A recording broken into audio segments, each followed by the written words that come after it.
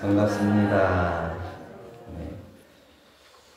깨달음의 달 4월 백악 개교의 달인데 많이 깨닫고 계십니까? 우리 춘사님 그만 먹어야겠다고 깨달으네요. 네. 다른 사람이 시켜가지고 하는 건 참 한계가 있는 것 같고 본인이 직접 결심이 딱 서야 그게 되는 것 같아요. 오늘은 깨달음을 얻어서 무엇하는가 라는 제목으로 말씀을 드리겠습니다. 깨달음이라는 건 뭘까요? 우리가 다 깨쳤으면 좋겠다 하는 생각을 가지고 있는데 깨달음이 정의가 안 되면 뭘 깨쳐야 될 것인가, 그것부터는 잘 안 설 것 같아요. 어떤 사람이 햇빛이 너무 밝아가지고 선글라스를 끼고 밖에 돌아다녔어요. 그러다가 식당에를 들어갔어요. 근데 날씨가 더워가지고 짜증이 나는 판에 식당에 들어갔더니 식당이 캄캄해. 이왕에 좀 밥을 좀 팔 것 같으면 좀 환하게 좀 해놓지 왜 이렇게 캄캄한 거예요. 그래가지고 이 식당은 왜 이렇게 캄캄해요? 이랬더니 그 주인이 딱 보더니 그 선글라스 좀 벗으세요. 그러니까 그 선글라스를 벗고 보니까 환한 거예요. 그래, 우리는 다 그런 거예요. 자기 마음속에 뭔가 잘못된 생각, 관념 이런 것들이 딱 먼저 가려져 있어요.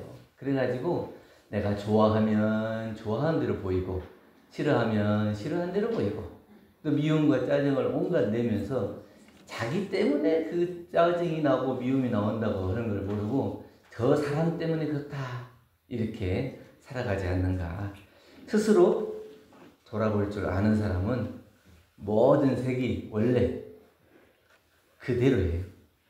내가 이걸 빨간색을 끼니까 빨갛게 보이고 파란색을 끼니까 파랗게 보이고 그런 것이지, 원래 그 사람이 가지고 있는 색깔은 내가 보기에 좋은 색도 아니고 안 좋은 색도 아니고 원래 그 사람의 그대로의 색이라는 얘기죠. 그런데 우리는 편견과 집착 가지고 세상을 보기 때문에 그것이 너무 힘들고 어렵고 모든 것이 내 마음을 경계로 삼게 된다. 깨달음이라는 것은 이렇게 세상을 바라보는 나의 눈, 세상을 바라보는 나의 눈이 바뀌어야 돼요. 어떻게 생각하면 깨달음을 통해서 내가 눈이 번쩍 뜰 이렇게 약간 신기한 체험이다 이렇게 생각할 수도 있지만, 사실은 그보다 더 중요한 것은 삶을 바르게 이해하는 것이고 진실을 보는 눈을 가졌느냐, 이것이 제일 중요한 것 같아요. 그러니까 자기 스스로를 비춰볼 수 있을 때 깨달았다 이렇게 할 수 있어요. 항상 모든 신경이 밖을 향해서 있어요. 눈도 귀도 입도 모든 것이 다 밖을 향해서 있어요. 근데 이 모든 밖을 향해서 있던 것이 자기 스스로를 돌아보고 비추어 보고 내 원래의 마음을 확인할 때 그 사람을 이제 깨달았다. 그래서 그 원래의 육근을 가지고 세상을 바라볼 수 있을 때 진실하게 보는 거예요. 그러니까 술을 마시면 마신 대로 볼 수 있어야 하는데 이게 그렇게 잘 안 봐지잖아요.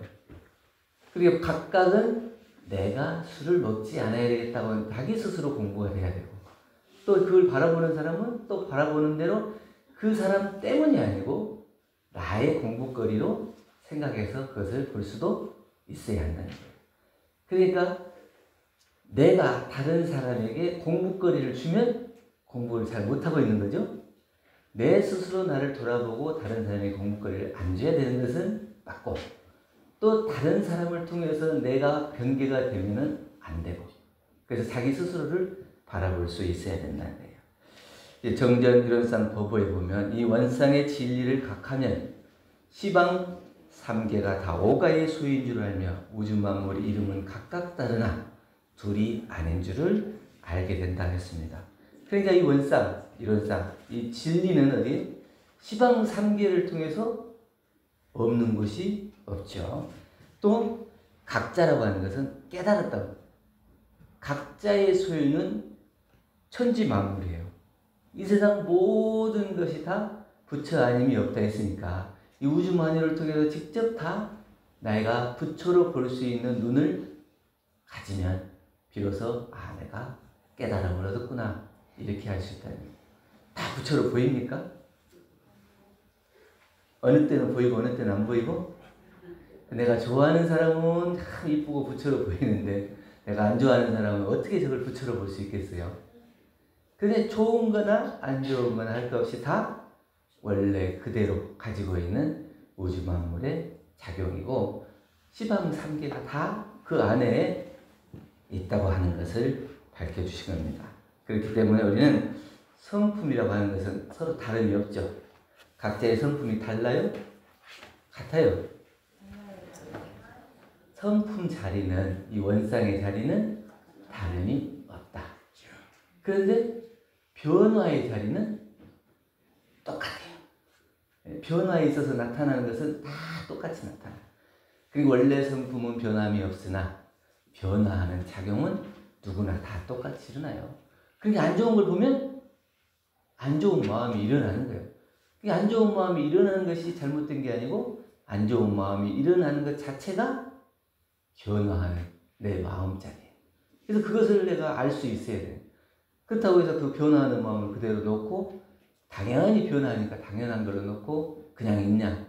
그게 아니고 원래의 변함이 없는 각자의 마음을 돌아볼 수 있어야 그것이 깨달음을 얻어가는 우리 공부입니다.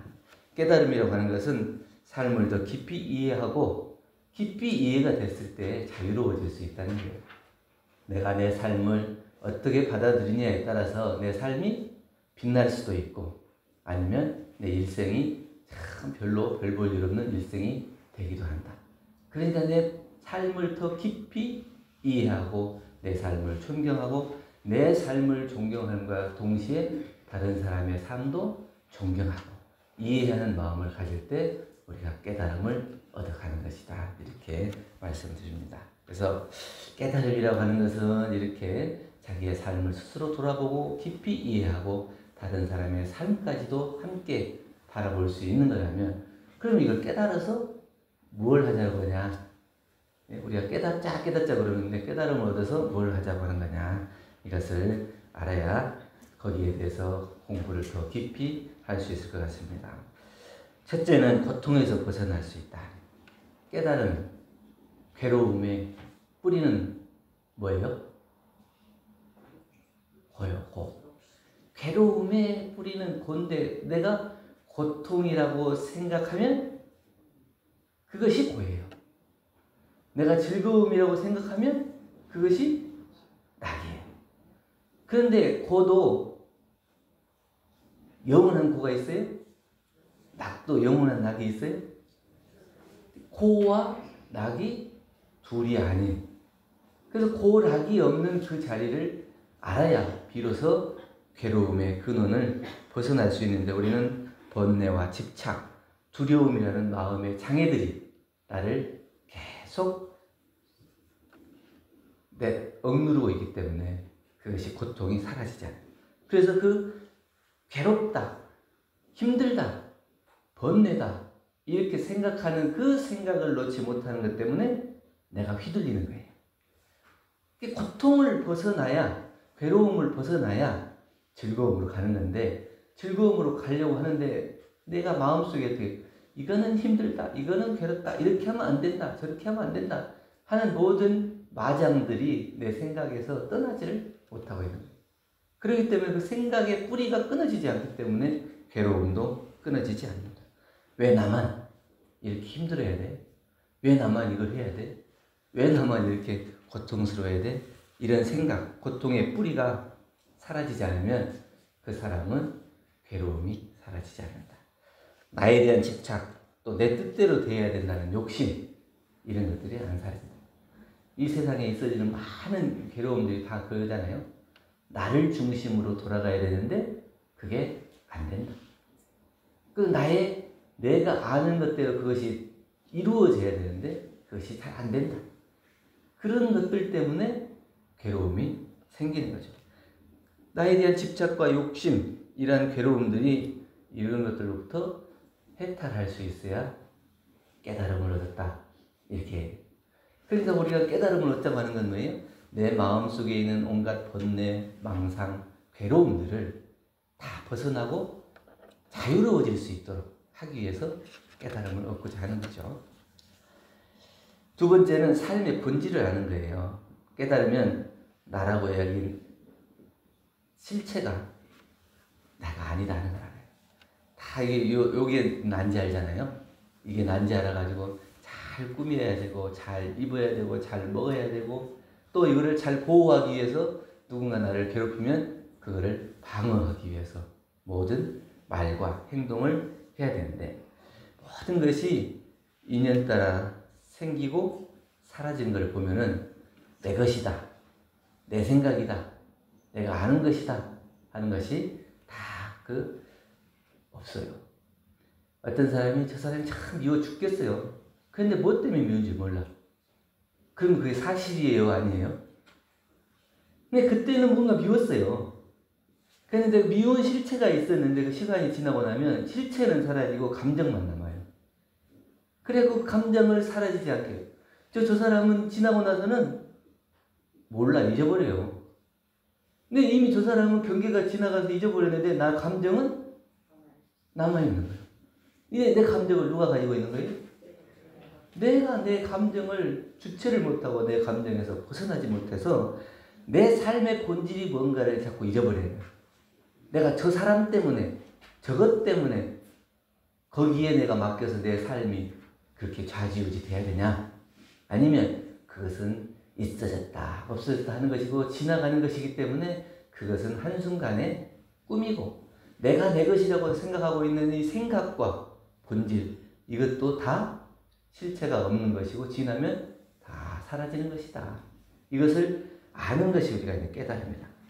깨달음을 얻은 이는 삶에 있어서 과거에 머물지도 않고 미래에 집착하지도 않고 이 순간에 온전히 함께할 뿐이다. 이 순간을 놓쳐버리면 그 사람은 깨친 거예요. 그러니까 얘기를 하더라도 누굴 만나서 얘기하더라도 내 얘기를 다 눈을 반짝반짝하고 빛내면서 잘 들어주는 사람이 좋아요. 아니면 얘기를 내가 하긴 하는데 누구한테 하고 있는지 여기는 어딘지 나는 누군지 얘기를 해도 공허한 허공에다가 얘기하는 것처럼 그리고 그렇게 되면 어떻게 해요? 내 마음속에 있는 쓰레기를 토해내는 것일 뿐이지 진실을 얘기하거나 진짜 말과 말이 전해지거나 또 사람과 사람이 만나는 그런 관계가 되지 않고 그냥 흩어져 버리는 거예요. 그렇기 때문에 그 순간에 그 사람 앞에서 얘기할 때 내가 비록 다른 데 무슨 일이 있다 하더라도 자꾸 다른 생각이 나면 잠깐 있어봐. 내 생각을 정리한 다음에 다시 들어줘야 되는데 얘기를 하고 있는데 막 딴 생각만 하고 듣는 척만 하고 이렇게 해서는 안 된다. 오랫동안 건축회사에서 많은 집을 지었던 목수가 이제 그냥 30년, 40년 집을 지으니까 이제는 힘들고 괴로워요. 이제 나이 더 이상 이제 집 짓는 일에 하기도 싫어. 그래가지고 이제 사장한테 가서 이제 저 이제 집 짓는 일 이제 그만할래요. 사표를 내려고. 그러니까 사장이 그동안 애썼는데 내가 부탁이 있는데 마지막으로 딱 한 채만 참 멋지게 단독주택을 좋게 잘 지어주고 그러고 그만두면 어떠냐 이렇게 하니까 그래도 그동안 한솥밥 먹었던 사장이 부탁하는데 어떻게 안 들어줄 수 있어요. 그래가지고 그럽시다. 그러고 딱 집을 짓는데 이미 벌써 마음이 떠났어요. 이렇게 내가 하기 싫은 일, 귀찮은 일 내가 이거 꼭 해야 돼 이러면서 하기 때문에 그냥 집 짓는 것도 대충 그동안은 참 열심히 살았는데 그렇게 했어요. 그러고 나서 이제 집을 다 짓고 나서 사장한테 열쇠를 주면서 집이 다 됐습니다. 그 열쇠를 딱 줬더니 사장이 그동안에 회사를 위해서 얼마나 애써줘서 고맙다. 요 마지막 집은 당신을 위해서 내가 드리는 집이다. 그리고 열쇠를 다시 주는 거예요. 그 집을 열쇠를 받고 나서 어떤 생각이 들었겠어요? 내 집인 줄 알았으면 내가 이렇게 졌겠냐고. 그게 사람 마음이라고 하는 거예요. 우리가 진리로부터 정말 소중한 선물을 받았잖아요. 일생을 받고 이 몸을 받고 정말 행복한 삶을 받았어요. 그런데 그것이 내 집인지 모르고 내 삶인 줄 모르고 그냥 막 함부로 하는 거예요. 그냥 몸도 마음도 함부로 하다가 네 몸이잖아. 이걸 깨닫지 못하면 네 마음이고 네 삶이고 너의 인생 하는 것을 깨닫지 못하고 살면 그냥 그렇게 사는 거예요. 네? 춘사님? 내 몸이잖아요. 내 삶이잖아요. 누가 얘기하기 전에 내가 스스로 그것을 해야 되는 거죠. 그게 자기 삶을 온전히 살고 자기 삶의 본질을 아는 사람이 깨달은 사람이다. 세 번째는 타인을 위한 삶을 사는 사람이 깨달은 사람이다. 진짜 깨달은 사람은 혼자 사는 게 부처님께서도 깨닫고 천상으로 가시려고 합니다. 그 깨닫고 보니까 모든 사람들이 다 깨달아요. 각자의 눈으로 보면 다 부처예요. 그러니까 내가 할 일이 없는 것 같아. 그래도 저 가려있는 중생들을 위해서 하실 일이 있지 않겠냐.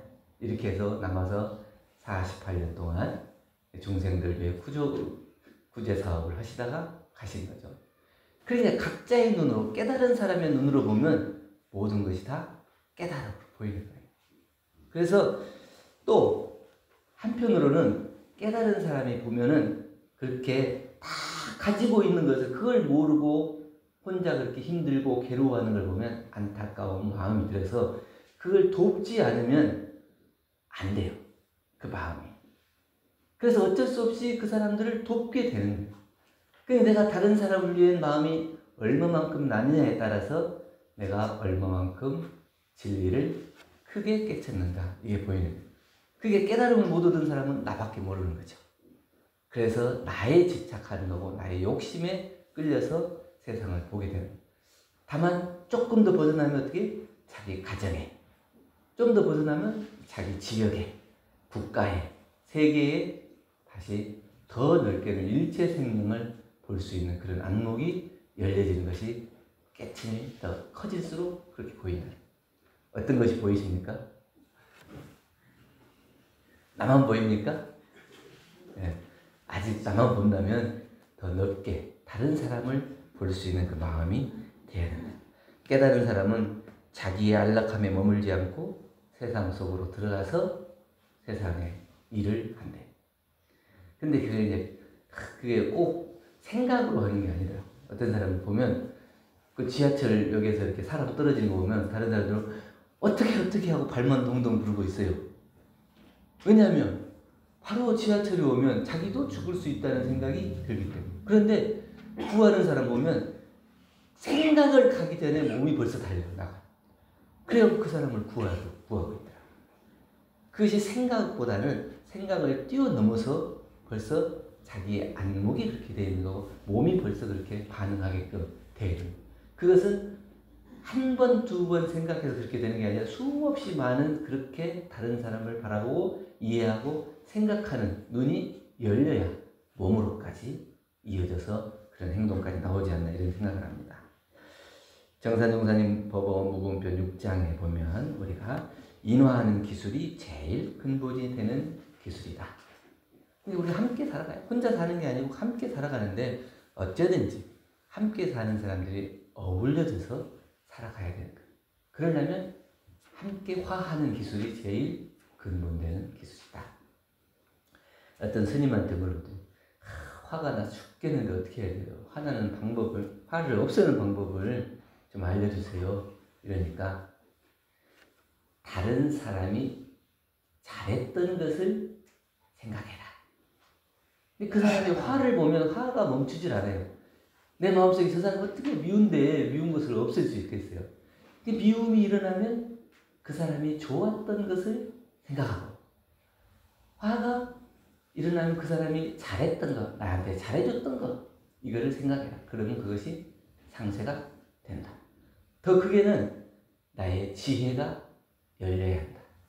나의 지혜가 열려서 그 사람이 나에게 소중한 인연이라고 하는 것을 깨쳐야 그 속에서 같이 좋은 인연, 상생의 인연으로 만날 수가 있다. 나만 생각하면 그 인연이 다시 얼컹클어져요.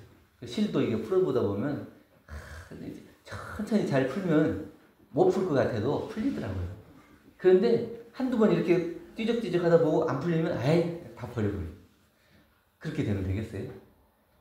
많은 세월을 통해서 만나졌다고 하는 것은 정말 소중한 인연이잖아요. 그 인연을 볼 수 있어야 깨달음을 얻었다. 그 인연을 볼 수 있어야 지혜가 열리고 소중한 인연을 더 소중하게 키워나갈 수 있는 그러한 공부가 된다. 그래서 우주만유라고 하는 것은 법신불의 응화신이죠.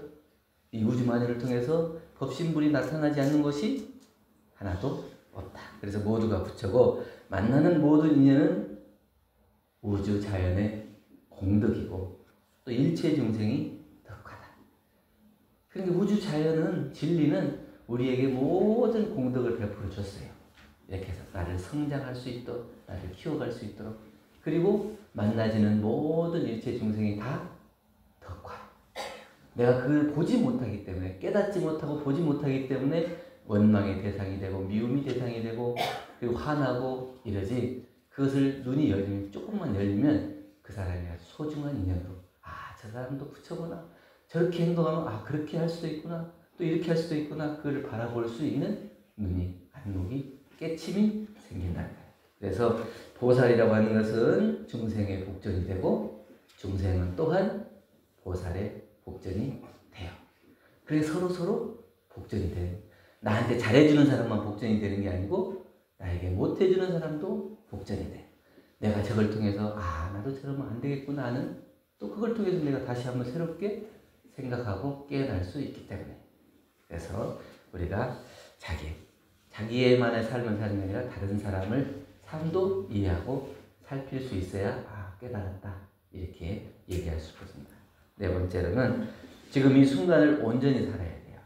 깨달음이 멀리 있고 이상향이 아니고 지금 여기 깨어있는 거예요. 지금 이 순간에도 그냥 이것이 그렇구나 깨달으면 이 순간이 깨달음의 순간이잖아요. 내가 언제 시간을 정해가지고 한 좌선을 한 100일 정도는 해야 깨닫는다. 연부를 한 3년 정도 해야 깨닫는다. 이런 게 아니고 그냥 내가 지금 이 순간에 깨달으면 그 자리가 각자의 자리, 깨달음의 자리고 내 마음의 기쁨과 행복이 가득한 자리가 된다는 거예요. 일상 속에서 분별 없이 보고 듣고 느끼고 매 순간을 온전히 깨달을 수 있는 사람, 이 사람이 깨달은 사람이에요. 깨달음이라고 하는 특별한 일이 일어나는 것이 아니라 아무 일도 일어나지 않는 것이 가장 특별한 일일 수 있어요. 꼭 뭔가 일어나야만이 그것이 좋은 것이 아니고 평상 내가 아무런 마음의 변동이 없는 날이 좋은 날 아니에요? 그래서 일일 시시, 일일 호시 이렇게 얘기하잖아요. 일일 호일. 날마다 좋은 때고 날마다 좋은 날인 거예요.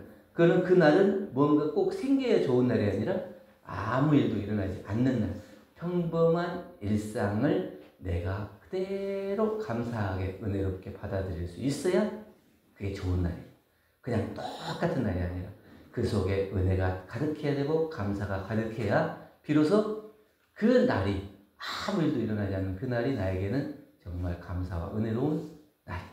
이것을 깨달을 수 있어야 됩니다. 어떤 어린아이를 부모가 혼내요. 자기 집이 그냥 못 사니까 너 빨리 일해라. 너 일 안 하면 밥을 우리가 먹고 살 수 있겠냐 그러고 옛날 같으면 이제 그 양반가에 태어나야 좀 편하게 살지 그러지 않으면 거의 그냥 빌어먹고 살거나 남의 집에 일해주고 살거나 이렇게 살았잖아요. 그러니까 어린아이한테 일하지 않는다고 막 꾸중하고 혼내는 거예요. 그 옆에 지나가던 스님이 그걸 보고 아이의 딱 얼굴을 한번 쳐다보더니 아이한테 큰 절로 탁 넙죽하면서 이 아이는 커서 재상이 될 관상이요 이렇게 얘기를 해요. 그러니까 그 부모가 자기 아이를 생각할 때 그냥 우리는 그 똑같은 일상의 삶으로 그냥 우리는 하루하루 일하지 않으면 못 먹고 사는 것 그렇게 생각하고 그냥 애를 이렇게 대한 거예요. 그러니까 가르치지도 않고 일만 시키려고 하고 일을 안 하니까 막 혼내고 이랬단 말이에요. 근데 저 스님이 관상을 보니 재상이 될 관상. 그러니까 그날 이후로는 우리 아들은 재상이 될 사람이다. 이래가지고 먹는 거 더 잘해주고 일도 안 시키고 책도 사주고 가서 너는 글방에 가서 책을 읽어라. 그 수년을 공부하니까 이제 과거에 합격해서 나중에 진짜 재상이 됐어요. 그래가지고 이제 이 부모가 스님을 찾아가가지고 아이고 우리 훌륭하신 스님이 우리 관상을 잘 봐주셔갖고 우리 아들이 진짜 재상이 됐어요. 예, 정말 감사합니다. 이러니까 스님 나는 사실 관상을 못 봐요. 근데 사실 하나는 알아. 이거는 알아요. 자식을 귀하게 키우면 귀해지고 그냥 험하게 키우면 험해지죠. 그것이 뭐예요? 관상을 보는 것보다 훨씬 좋은 법문이잖아요. 내가 함께 사는 사람, 또 나와 함께 인연된 사람, 모든 사람들을 함부로 대지 않고 귀하게 대하면 그 좋은 인연이 귀해지는 거예요. 근데 그 인연을 내가 좋다고 생각하지 못하고 귀하게 생각하지 못하고 함부로 하게 되면 인연이 함부로 되는 거예요. 그래서 좋은 인연도 낮은 인연이 될 수밖에 없어요. 그래서 우리가 깨달았다고 하는 건 뭐냐? 그러한 안목과 지혜가 열리는 거고, 그러한 안목과 지혜가 열렸다면 그대로 많은 게 아니고 내가 지금 이 순간에 또 내 삶을 또 타인을 위한 삶을 내가 얼마나 온전한 삶을 살아가느냐, 이것이 우리가 깨달음을 통해서 살아가는 우리의 삶이 되어야 된다는 겁니다. 그래서 깨달음은 다른 세상으로 도망치는 게 아니고 이 삶을 있는 그대로 온전히 받아들이고 이 삶 속에서 내가 감사와 은혜를 발견해서 더 많은 사람들에게 그 은혜와 감사를 전할 수 있는 삶이 각자의 삶이고 깨달은 사람.